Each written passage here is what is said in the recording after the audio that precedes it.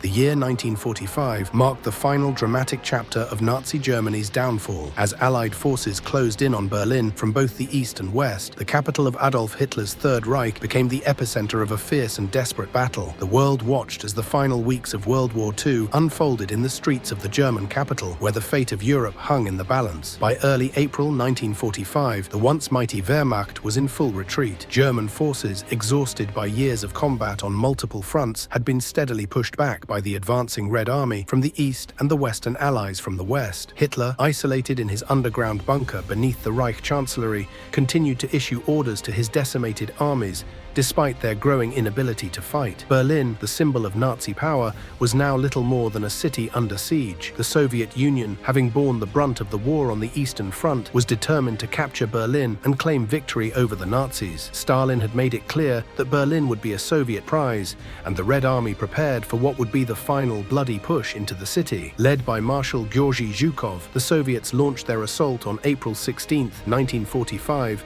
in what would become known as the Battle of Berlin. Zhukov's forces, supported by tanks, artillery, and air power, smashed through the German defenses surrounding the city. The German soldiers, many of them young boys or elderly men hastily conscripted in the regime's final days, were no match for the Soviet war machine. Despite desperate attempts to slow the Soviet advance, it quickly became apparent that Berlin's fall was only a matter of time. Within the city, chaos reigned. The population, once filled with hope for a Nazi victory, now faced the grim reality of defeat. Food and water were scarce, the infrastructure was in ruins, and thousands of civilians sought shelter from the constant bombing and artillery fire. The Nazi leadership, however, remained in denial. Hitler, who had once dreamed of a 1,000-year Reich, now faced the collapse of his empire after only 12 years. As the Soviets closed in on the heart of Berlin, Hitler's bunker became a fortress of delusion. The dictator, still refusing to surrender, continued to command non-existent divisions and promote hopeless counterattacks. By late April, the Red Army had penetrated deep into the city, capturing key points such as the Reichstag and the Brandenburg Gate. Hitler's closest allies, including propaganda minister Joseph Goebbels, remained by his side, though many had already fled the city or committed suicide. On April 30, 1945, Adolf Hitler took his own life in his bunker, along with his newlywed